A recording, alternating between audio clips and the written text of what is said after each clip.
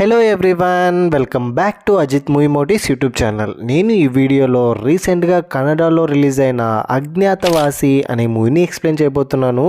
మన పవన్ కళ్యాణ్ గారి మూవీ కాదు, రీసెంట్గా కన్నడలో ZEE5లో స్ట్రీమింగ్ అవుతుంది. ట్విస్ట్ అండ్ టర్న్స్ మాత్రం మీరు అస్సలు ప్రిడిక్ట్ చేయలేరు. చాలా బాగుంది మూవీ. ఇంకా ఏ మాత్రం లేట్ చేయకుండా నేనైతే మూవీలోకి వెళ్ళిపోతాను. అంతకంటే ముందు మీకేం చేయాలో తెలుసు కదండి, చిన్న లైక్ అండ్ స్మైల్తో వీడియోని స్టార్ట్ చేసేయండి. Thank you. మూవీ ఓపెన్ అవగానే ఇదిగో ఇప్పుడు మీరు స్క్రీన్ మీద చూస్తున్నారు కదా, వీళ్ళిద్దరూ దాదాపు మిడ్ నైట్ 12 o'clock అలాగా బాడీలో పడి చనిపోదామని వెళ్తున్న ఒక ఉమెన్ ని కాపాడడానికి ట్రై చేస్తారు. ఇప్పుడే అజ్ఞాతవాసి అన్న మూవీ టైటిల్ కార్డ్ పడుతుంది. కట్ చేస్తే హ్యాపీగా తన జీప్ లో వచ్చి ఫ్లవర్స్ గ్యాదర్ చేస్తున్న ఈ వ్యక్తి పేరు అనంత్. ఆ ఏరియాలో ఎస్ఐ అండి. పేరుకే ఎస్ఐ అయినప్పటికీ పెద్దగా క్రైమ్స్ జరగవు. ఎప్పుడు పీస్ఫుల్ గానే ఉంటుంది ఆ విలేజ్ మొత్తం. ఇప్పుడు అనంత్ తీసుకున్న ఫ్లవర్స్ ని ఒక ఇంటి దగ్గర తీసుకెళ్తాడు. ఆ ఇల్లు ఎవరిదో కాదు, మూవీలో మన హీరో అయినటువంటి గోవింద్ వాళ్ళ వెళ్ళేది. గోవింద్ ఇన్స్పెక్టర్, ఇతను ఎస్ఐ. ఇద్దరు ఫ్రెండ్స్. గోవింద్ వాళ్ళ అమ్మగారు చనిపోయి ఇప్పటికి 25 సంవత్సరాలు అయింది. 25 సంవత్సరాలు పూర్తయిన దానికి ఇంట్లో ఒక చిన్న ఫంక్షన్ లాగా పెట్టుకుని ఉంటారు. అమ్మగారికి వర్ధంతి. గోవింద్ వాళ్ళ ఫ్యామిలీ విషయానికి వస్తే గోవింద్కి ఒక అందమైన భార్య అండ్ ఒక చిన్న క్యూట్ పాప. ఇదే వాళ్ళ ఫ్యామిలీ. ముగ్గురే ఉంటారు ఇంట్లో. గోవింద్కి ఒక చెల్లి ఒక తమ్ముడు ఉంటారు, కానీ ఇప్పుడు విడిపోయి ఉంటారు, కలిసి ఉండరు. గోవింద్ వాళ్ళ అమ్మ చనిపోయి 25 years అయినప్పటికీ కనీసం ఈ రోజైనా వాళ్ళ అమ్మగారి సమాధి దగ్గరికి వెళ్ళడానికి పిలిచినా కూడా వాళ్ళ తమ్ముడు వాళ్ళ అక్క అసలు రెస్పాండ్ అవ్వరు, రానే రారు. ఇదంతా గోవింద్ ఆనంద్తో చెప్పి ఏం అన్నదమ్ములో ఏమో అమ్మ వర్ధంతికి రండ్రా అంటే ఎవరూ రాలేదని కొంచెం సాడ్గా ఫీల్ అవుతూ ఉన్నాడు. సర్లే అన్నయ్య, అయినా ప్రతి సంవత్సరం వాళ్ళని నువ్వు ప్రేమగా పిలవడం, వాళ్ళు రాలేమని చెప్పడం ఇదంతా కామనే కదా, పెద్దగా ఫీల్ అవ్వాల్సిన అవసరం లేదు. నువ్వే అమ్మని గుర్తుపెట్టుకున్నావు, ఇంకా వాళ్ళు ఎప్పుడో మర్చిపోయారు అని చెప్తాడు. ఇంట్లో భోజనానికి పోలీస్ స్టేషన్లో ఉన్న వాళ్ళందరినీ తీసుకురమ్మని అనంత్తో గోవింద్ చెప్తే, సరే అన్నయ్య అలాగే చేస్తానని వెళ్తూ ఉంటే జీప్ పైన ఒక కోడి పుంజు వెళ్ళి కూర్చుంటుంది. ఏంటయ్యా ఇదేంటంటే, ఆ ఇంట్లో వాళ్ళు అది మామూలే, ఆ కోడి అలాగే చేస్తుంది, మీతో పాటు వెళ్ళి తిరిగి జీప్లోనే వచ్చేస్తుందని అక్కడి నుంచి పంపించేస్తారు. ఫైనల్గా అనంత్ స్టేషన్కి వెళ్ళి స్టేషన్లో ఉన్న వాళ్ళందరికీ చెప్పి ఇంటికి తీసుకొస్తాడు, గోవింద్ వాళ్ళ ఇంటికి లంచ్కి. ఇది ఇలా ఉంటే స్టేషన్ దగ్గరకు వచ్చి అనంత్తో ఒక ఆమె గొడవ పడుతుంది. ఆమె పేరు మైలు. ఊర్లో ఉన్న వాళ్ళందరి ఇంట్లోనూ పనిచేస్తూ ఉంటుంది. మైలుకి ఒక కూతురు, తన పేరు పంకజ.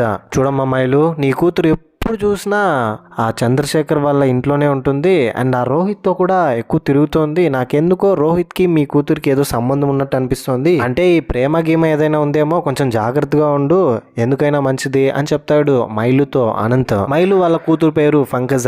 పంకజ ఎప్పుడు చూసినా రోహిత్ దగ్గరే ఉంటుంది. రోహిత్ దగ్గర సిస్టమ్ ఉంటుంది. ఈ కథ 1967లో జరుగుతుంది కాబట్టి అప్పట్లో సిస్టమ్ అంటే పెద్ద విషయమే. రోహిత్ దగ్గర పంకజ కొంతసేపు టైం స్పెండ్ చేసి, చూడు రోహిత్, నేను ఈవినింగ్ మా మామయ్య కోసం స్పెషల్ గా చికెన్ కర్రీ చేసి తీసుకొస్తాను, నువ్వే తీసుకెళ్లి ఇస్తూలే అని పంకజ ఇంట్లోకి వెళ్ళి ఈవినింగ్ చికెన్ కర్రీ ప్రిపేర్ చేసి వాళ్ళ మామయ్యకి ఇవ్వమని మళ్ళీ రోహిత్ దగ్గరికి వచ్చిస్తుంది. రోహిత్ కి కిస్ కూడా చేసి వెళ్తుంది.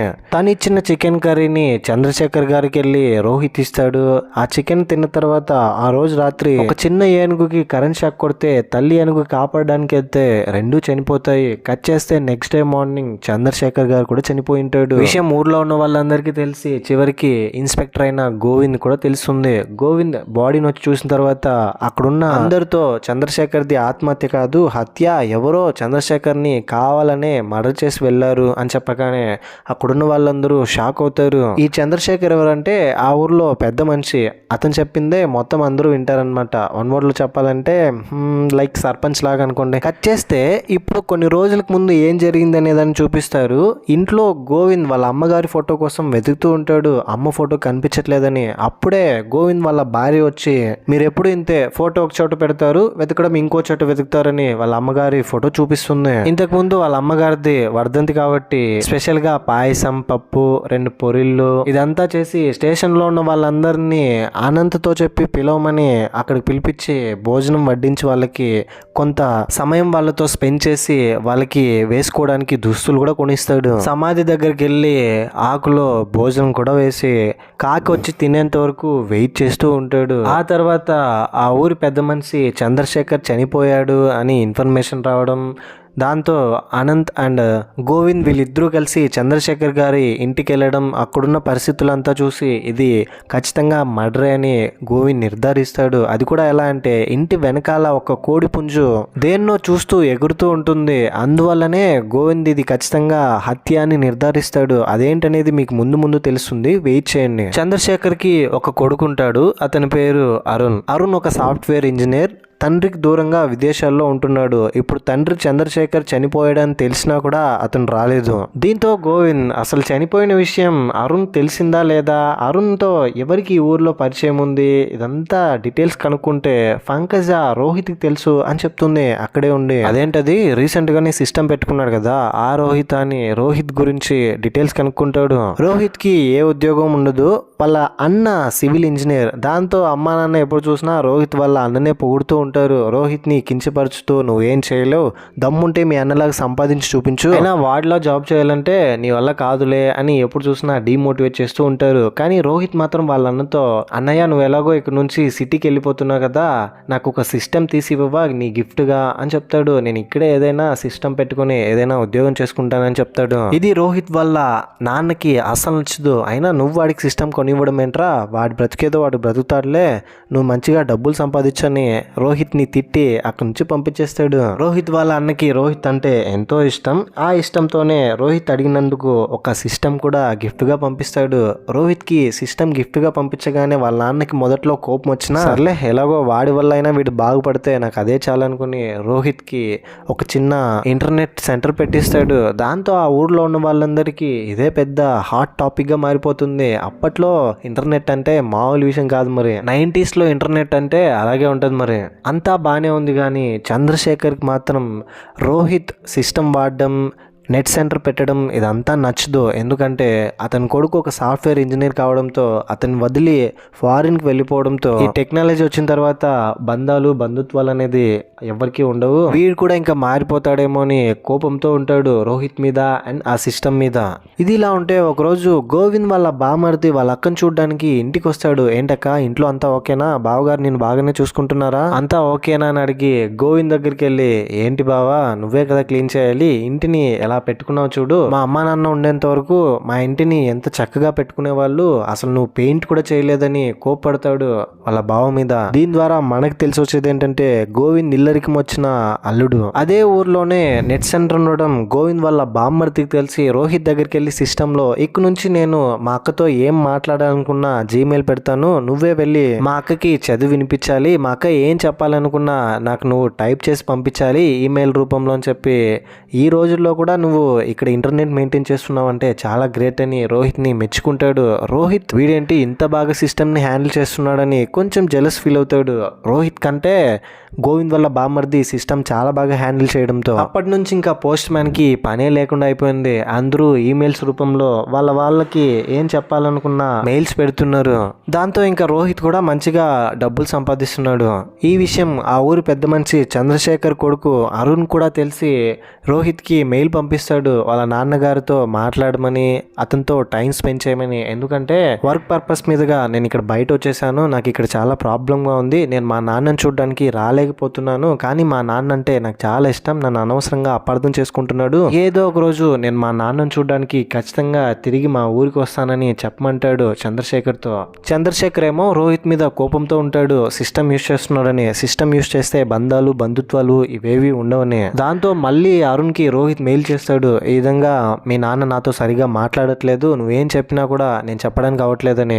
అప్పుడే అరుణ్ ఏం చెప్తాడంటే మా నాన్నగారికి చికెన్ అంటే చాలా ఇష్టం, నువ్వు ఒక పంచే ఎలాగైనా చికెన్ కర్రీ తీసుకెళ్ళి మా నాన్నకి ఇవ్వు, మా నాన్నకి అది నచ్చితే ఖచ్చితంగా నీతో ఫ్రెండ్షిప్ చేస్తాడు, మీకిద్దరికి మంచి బాండింగ్ ఏర్పడుతుంది, అప్పుడు నేనేం చెప్పినా మా నాన్నతో నువ్వు చెప్పొచ్చు అని మెయిల్ చేస్తే రోహిత్ అతను చెప్పినట్టుగానే ఆ ఏరియాలో మంచి రెస్టారెంట్కి వెళ్ళి చికెన్ కర్రీ తీసుకెళ్ళి చంద్రశేఖర్ గారికి ఇచ్చి అతన్ని ఇంప్రెస్ చేసి అతనితో ఫ్రెండ్షిప్ చేస్తాడు.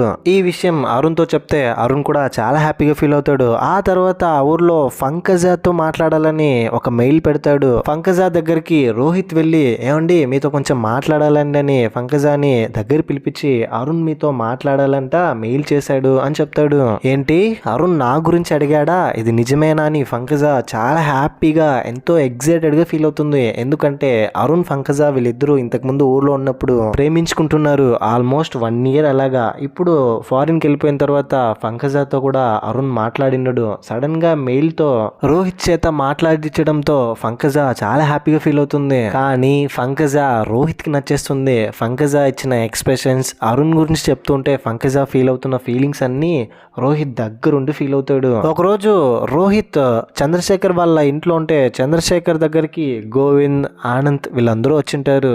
పిల్లలని పిల్లల కోసమే ఆలోచించడం కాదు, వాళ్ళు మన గురించి ఆలోచిస్తారా అనేది ఒక్కసారి మనం గుర్తుంచుకోవాలి. ఇప్పుడు చూడండి, నా కొడుకు అరుణే ఉన్నాడు, అసలు నేను ఏమైపోయాననే కూడా కొంచెం కూడా పట్టించుకోవట్లేదు. అందుకే నా ఆస్తి మొత్తాన్ని అనాథాశ్రయానికి రాసిచ్చేయాలని ఫిక్స్ అయిపోయాను. లాయర్తో మాట్లాడి ఆ పని చూస్తున్నాను అని చెప్పడంతో ఇదంతా విన్న రోహిత్కి చంద్రశేఖర్ ఆస్తి మీద కన్ను పడుతుంది. అప్పటి నుంచి ఆస్తి గురించి థింక్ చేయడం స్టార్ట్ చేస్తాడు. ఎలాగైనా చంద్రశేఖర్ని చంపేస్తే పోలే, తర్వాత ఏదో విధంగా మనమే ఆస్తిని సొంతం చేసుకోవచ్చు కదా, మనకున్న తెలివిని ఉపయోగించని గూగుల్లో వెళ్ళి ఎలాంటి సందేహం లేకుండా ఒక మనిషిని ఎలా చంపొచ్చని సెర్చ్ చేసి మత్తుమందు టాబ్లెట్ల గురించి తెలుసుకుంటాడు. ఆ తర్వాత రోజు రోహిత్ దగ్గరికి పంకజా వచ్చేది, అరుణ్ ఏం చెప్పాడని అడిగి తెలుసుకునేది.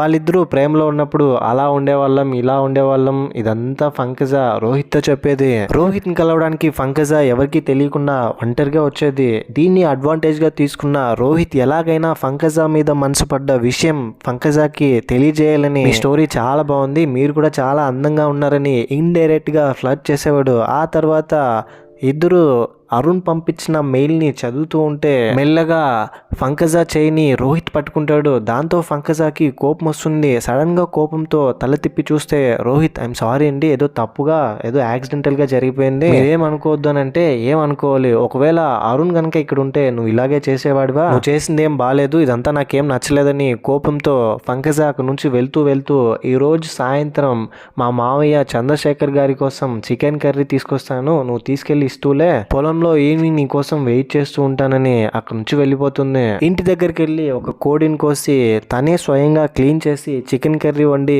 నేరుగా పొలం దగ్గరికి వెళ్ళి రోహిత్ చేతిలో ఇచ్చి, చూడు రోహిత్, ఇది మా మావయ్య కోసం నేనే ప్రేమగా చేశాను, మా మావయ్యకి చికెన్ కర్రీ అంటే చాలా ఇష్టం కదా, నువ్వు మాత్రం తినకే, చంద్రశేఖర్ కి మాత్రం పెట్టని రోహిత్ ని కిస్ చేసి అక్కడి నుంచి వెళ్ళిపోతుంది. దాంతో రోహిత్ పంకజాకి కూడా మనం అంటే ఇష్టమేమో అందుకనే కిస్ చేసింది అని అనుకుంటాడు. ఈ మాత్రం దానికి మనం భయపడాలని పంకజా ఇచ్చిన చికెన్ కర్రీని అక్కడ నుంచి ఇంకా చంద్రశేఖర్ గారి ఇంటికి తీసుకెళ్తుంటే మధ్యలో ఒక అతన్ని ఢీ కొట్టి అతను కింద పడేలా చేస్తాడు.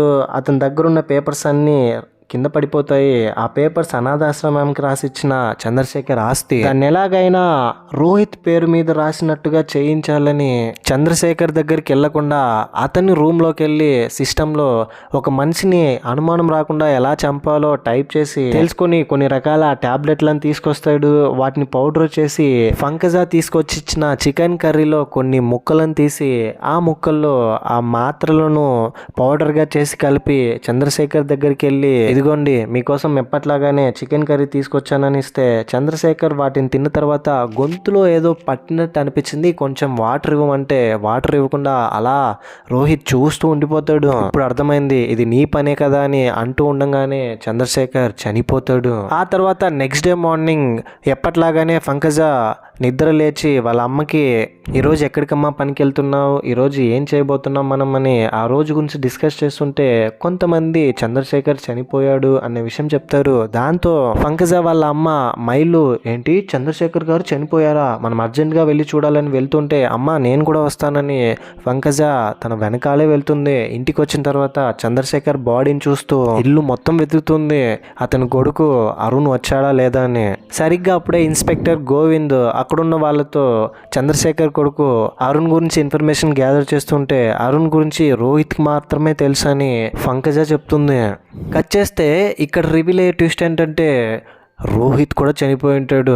రోహిత్ పక్కన ఎవరో తిన్న 2 చికెన్ ముక్కలు ఉంటాయి తన బాడీ పక్కన. ఇదంతా చూసి ఇన్స్పెక్టర్ గోవింద్ చంద్రశేఖర్ హత్యకి దీనికి ఏదో సంబంధం ఉందని ఇన్వెస్టిగేషన్ చేయాలని అక్కడున్న వాళ్ళందరి ఫేసెస్ని అబ్జర్వ్ చేస్తూ ఉంటే పంకజ ఫేస్లో మాత్రం చిన్నపాటి భయం, టెన్షన్ కనబడుతుంది. దాంతో గోవింద్ పంకజాని చేయి పట్టుకొని లాక్కుని స్టేషన్లోకి తీసుకెళ్ళి విచారించడానికి ట్రై చేస్తే పంకజ వాళ్ళ అమ్మ మైలు, ఏమండి మా కూతురు ఏ తప్పు చేస్తున్నదు, అయినా తనకేం తెలుసండి, చిన్నపిల్ల, ఈ కేసులో తనని ఇన్వాల్వ్ చేయడం ఎంతవరకు కరెక్ట్ అని అంటే మీరేం మాట్లాడకండి, మీ కూతురుతో మాట్లాడిన తర్వాత మీకే తెలుస్తుందిలే తను ఏం చేసిందో అని ఇన్స్పెక్టర్ గోవింద్ పంకజతో, చూడమ్మా నీ ఫేస్ చూస్తుంటే నాకు మొత్తం తెలుస్తుంది, అసలు ఏం జరిగింది, నువ్వు ఏం చేసావు అనేది మాత్రం చెప్పు, నేను చూసుకుంటానంటే ఇదంతా నేను కేవలం అరుణ్ కోసం మాత్రమే చేశాను, నేను అరుణ్ వాళ్ళ నాన్న చంద్రశేఖర్ని మాత్రం చంపడానికి ప్రయత్నించానే తప్ప రోహిత్కి ఈ హత్యకి నాకే సంబంధం లేదు, నేను అరుణ్ ఇక్కడున్నప్పుడు ఇద్దరం ప్రేమించుకున్నాం, 1 సంవత్సరం రోజుల పాటు ఉద్యోగం వచ్చిన తర్వాత బయట ఊరికి వెళ్ళిపోయాడు, అప్పటి నుంచి నేను అరుణ్ని చాలా మిస్ అవుతున్నాను, రోజు అతని జ్ఞాపకాలతోనే బ్రతుకుతున్నాను, వాళ్ళ నాన్నకి ఏదైనా అయితే తిరిగి వస్తాడన్న ఆశతో వాళ్ళ నాన్నని చంపేస్తే చూడ్డానికి అరుణ్ వస్తాడని నేనే చికెన్ కర్రీ రెడీ చేసి అందులో ఒక విషపూరితమైన గడ్డని మిక్స్ చేసి అతనికి ఇచ్చాను, ఇచ్చినప్పుడు నేను రోహిత్ని తినొద్దని చెప్పాను, కానీ రోహిత్ తినేశాడు, అందుకే మేబీ అతను కూడా చనిపోయాడు అని చెప్తుంది. చికెన్ కర్రీలో కలిపి మిగిలిన ఆ విషపూరితమైన గడ్డని ఇంటి వెనకాల ఒక గొయ్యి తీసి పాతేస్తూ ఉంటుంది. ఇది పంకజ వాళ్ళ అమ్మ మైలు చూసి, ఏంటమ్మా అదనంటే, అది సాంబార్లో బల్లి పడిందమ్మా, ఆ బల్లినే నేను గొంతు తవ్వి పాతేస్తున్నాను అని చెప్పింటుంది. పంకజ విషం కలిపిన చికెన్ తినడంతో రోహిత్ చనిపోతాడు, రోహిత్ విషం కల్పించిన చికెన్ తినడంతో చంద్రశేఖర్ చనిపోయి ఉంటాడు. ఇదంతా ఇప్పుడు పంకజ గోవింద్ దగ్గర ఎమోషనల్ అవుతూ ఏడుస్తూ చెప్తే అక్కడున్న అనంత్ కూడా, నీ వల్ల చూడు రోహిత్ చనిపోయాడు, రోహిత్ వల్ల చంద్రశేఖర్ చనిపోయాడు, చంద్రశేఖర్ ఎంత మంచివాడో తెలుసా, ఒకరు చేసిన తప్పు వల్ల ఇంకొకరు చనిపోయారు, నువ్వు ఎంత పెద్ద తప్పు చేసావో నీకు కొంచెమైనా అర్థమవుతుందా అని పంకజతో అంటాడు. ఆ తర్వాత పంకజ చేతికి ఇన్స్పెక్టర్ గోవింద్ వాటర్ ఇచ్చి, చూడమ్మా జరిగిందేదో జరిగిపోయింది, తప్పులు అందరూ చేస్తాము, ఆ తప్పుని నువ్వు రియలైజ్ అయ్యి నిజం ఒప్పుకున్నావు చూడు, అది గొప్ప, కానీ ఎంత ఆలోచించినా నువ్వు చేసింది చాలా తప్పని నాకు అనిపిస్తోంది, చట్టబద్ధంగా ఏం చేయాలో అదే చేద్దామని తనని అక్కడి నుంచి ఇంటికి పంపించేస్తాడు. Next day కలుస్తానని. తిరిగి అక్కడ నుంచి అనంత్ అండ్ గోవింద్ జీప్లో వెళ్తూ ఉంటే అనంత్కి ఇప్పుడు వస్తున్న క్వశ్చన్ ఏంటంటే, అసలు ఈ గోవింద్కి చంద్రశేఖర్ది హత్య అని ఎలా తెలుసు, అంత ఖచ్చితంగా ఎలా చెప్పగలిగాడు, పంకజాని ఇదంతా చేసిందని ఎలా కనిపెట్టాడు, ఏదో దాస్తున్నాడు, ఆ విషపూరితమైన గడ్డ గురించి గోవింద్కి మాత్రమే ఎలా తెలుసు. అనంత్ గోవింద్తో, చూడండి ఇదంతా మీకు ఎలా తెలుసు, ఆ విషపూరితమైన గడ్డ గురించి మీరు ఇంత డీటెయిల్గా చెప్తున్నారంటే ఇంతకుముందు మీరు దాన్ని వాడే ఉంటారు, మీరు ఎలా ఈ మిస్టరీని కనిపెట్టగలిగారు అని అంటే గోవింద్ అసలు ఏం జరిగిందో చెప్తారు. మూవీ స్టార్టింగ్లో ఒక ఉమెన్ని కాపాడడానికి ట్రై చేస్తుంటారు కదా, ఆ ఉమెన్ గోవింద్ వాళ్ళ అమ్మ, వీళ్ళిద్దరు, ఒకరు గోవింద్ ఇంకొకరు చంద్రశేఖర్. గోవింద్ వాళ్ళ అమ్మతో పాటు వాళ్ళ తమ్ముడిని చెల్లిని కూడా కాపాడింటారు. ఎందుకమ్మా సూసైడ్ చేసుకున్నావని గోవింద్ వాళ్ళ అమ్మతో అంటే, గోవింద్ ఇల్లరికపు అల్లుడుగా పెళ్లి చేసుకొని వెళ్ళిపోతున్నాడు, వాళ్ళు ఉద్యోగం ఇస్తానని చెప్పడంతో, అది కూడా పోలీస్ ఉద్యోగం, ఇది నాకు నచ్చలేదు, అందుకనే నేను నా కూతురు నా కొడుకు ఎవరు బతకూడదని సూసైడ్ చేసుకోవడానికి ప్రయత్నించామని వాళ్ళ అమ్మ చెప్తుంది గోవింద్తో. అమ్మ ఏంటి నువ్వు అయినా ఇల్లరికంగా వెళ్తే ఏంటి ప్రాబ్లం నీకు, హ్యాపీగానే ఉంటాను కదా, నిన్ను కూడా బాగానే చూసుకుంటానులే, తమ్ముడు చెల్లి ఇంకా జీవితంలో ఏం చూడలేదు, చిన్న పిల్లలు వాళ్ళు, వాళ్ళ గురించి అయినా ఆలోచించావా అని అంటే, అదంతా నాకు తెలియదు,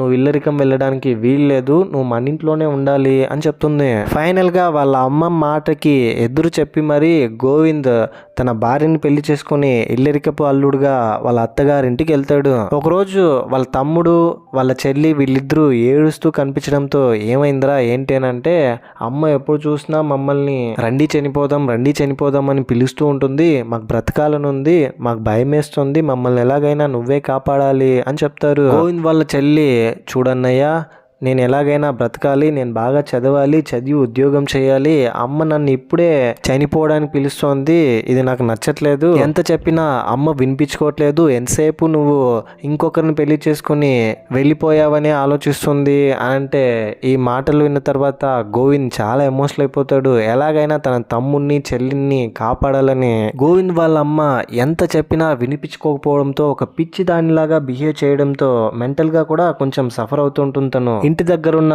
ఒక విషపూరితమైన గడ్డ గురించి తెలుసుకుని పాయసం చేసి ఆ పాయసంలో ఆ గడ్డని కలిపి వాళ్ళ అమ్మగారికి ఇచ్చి చంపేస్తాడు. బయట కోడి ఆ గడ్డ చుట్టూ పైకి ఎగురుతూ ఉండడంతో ఆ విషపూరితమైన గడ్డకి స్మెల్ గానీ టేస్ట్ గానీ ఇదంతా ఏవి ఉండదు. మనుషులు ఒకవేళ ఏదైనా ఆహారంలో ఆ గడ్డని కలిపినా కనిపెట్టలేరు, కేవలం జంతువులు మాత్రమే కనిపెట్టగలవు అని అప్పుడు తెలుసుకుంటాడు. కోడి ఆ గడ్డను చూసి చుట్టూ ఎగురుతూ ఉండడం వల్ల ఇప్పుడు చంద్రశేఖర్ చనిపోయిన తర్వాత ఇంటి వెనకాల కోడి సేమ్ ఆ గడ్డను చూసి ఎగురుతూ ఉంటే ఖచ్చితంగా ఆ గడ్డ సహాయంతో ఎవరో చంద్రశేఖర్ని చంపేశారు, చికెన్ లో గడ్డ కలిపారని ఫస్ట్ అందుకే డౌట్ వచ్చి ఉంటుంది. అప్పటి నుంచి తమ్ముడి కోసం చెల్లి కోసం వాళ్ళ అమ్మని చంపినందుకు గిల్ట్గా ఫీల్ అవుతూ ప్రతి సంవత్సరం వాళ్ళ అమ్మగారి సమాధి దగ్గరికి వెళ్ళి ఫుడ్ పెట్టి నన్ను క్షమించమ్మా, చెల్లి కోసం తమ్ముడు కోసం ఇప్పటికీ బాధపడుతున్నాం, నా చెల్లి నా తమ్ముడు ఇప్పుడు నాతో కలిసి లేరు, ఐఎమ్ సారీ అమ్మా అని ఇప్పటికీ రిగ్రెట్ ఫీల్ అవుతూ ఉంటాడు. ఇంతటితో మూవీ కూడా ఎండ్ అయిపోతుంది. చేసింది చిన్న తప్పైనా పెద్ద తప్పైనా ఒక తప్పు చేసిన తర్వాత దాని నుంచి వచ్చే కాన్సిక్వెన్సెస్ కూడా ఫేస్ చేయాల్సి వస్తుంది. అది చాలా బాధాకరంగాను చాలా గిల్టీగాను ఉంటుంది. ఇదే మెసేజ్ ని మూవీ టీం కన్వే చేశారు. ఈ మూవీ మొత్తం చూసిన తర్వాత మూవీపై మీ ఒపీనియన్ ఏంటి, నా ఎక్స్ప్లెనేషన్ మీకు ఎలా అనిపించింది దాన్ని ఏదో ఒకటి కింద కమెంట్ బాక్స్ లో తప్పకుండా నాతో షేర్ చేసుకోండి. ఈ మూవీ స్క్రీన్ ప్లే కొంచెం కన్ఫ్యూజింగ్ గాను కొంచెం ప్రెడిక్టబుల్ గానే ఉంది. మేబీ ముందుగా ఏం జరుగుతోందని మనకు చూపించేసి మోటివ్ ఏంటి అనే దాని చుట్టూ కథ రాశారనుకుంటా, అందుకనే ఇలా అనిపించుంటుంది. లిటిల్ బిట్ కన్ఫ్యూజన్ అయితే ఇరుకు, మొత్తానికి లిటిల్ బిట్ కన్ఫ్యూజన్ అయితే ఉంది. ఒకవేళ అర్థం కాకపోతే మళ్ళీ వినడానికి ట్రై చేయండి, అర్థమవుతుంది. ఎనీవే ఇలాంటికైనా మరిన్ని మూవీ ఎక్స్ప్లెనేషన్ వీడియోస్ కోసం మన ఛానల్ సబ్స్క్రైబ్ చేసి బెల్ ఐకాన్ క్లిక్ చేసేయండి. ఇంకో ఇంట్రెస్టింగ్ వీడియోతో మీ ముందు ఉంటాను. అంతవరకు సేఫ్గా ఉండండి, నవ్వుతూ ఉండండి, నవ్విస్తూ ఉండండి. Thank you. జై హింద్.